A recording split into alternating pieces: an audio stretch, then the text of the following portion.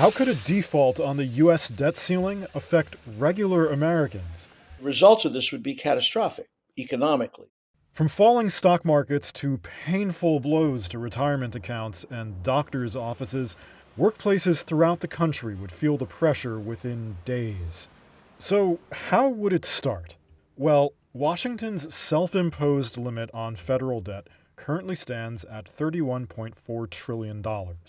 If the government fails to reach a deal to lift that limit, the Treasury Department could start missing payments on its obligations as early as June 1st. Missing a payment would trigger a Wall Street meltdown of historic proportions. At that point, Washington would come under intense pressure to continue to make payments on the U.S. bonds which underpin the global financial system.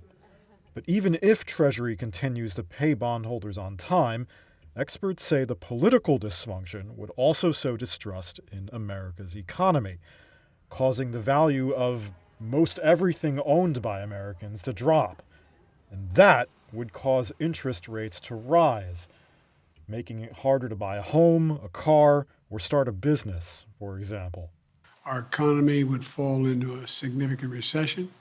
It would devastate retirement accounts, increase borrowing costs. Could it get worse from there? It seems so.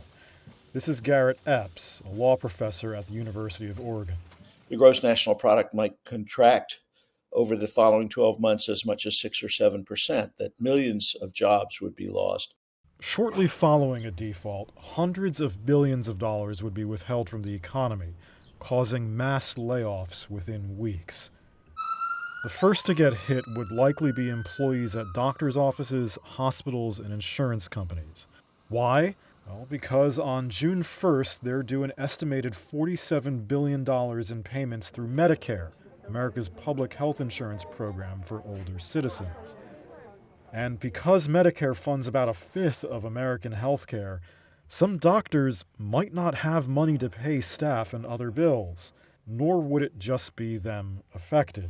On June 2nd, about a quarter of the nation's retirees could wake up to find their pockets short if $25 billion in Social Security payments aren't deposited.